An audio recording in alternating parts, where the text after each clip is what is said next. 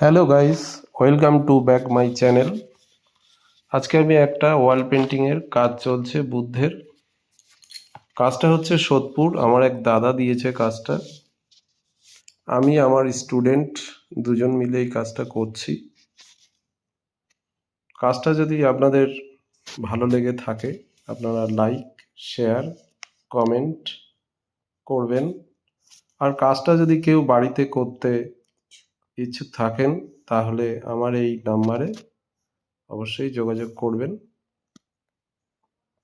আরও এই কাজ নিয়ে আপনাদের সামনে আসবো। এর আগে কখনো আমি আসেনি, অনেক বাড়িতেই করেছি।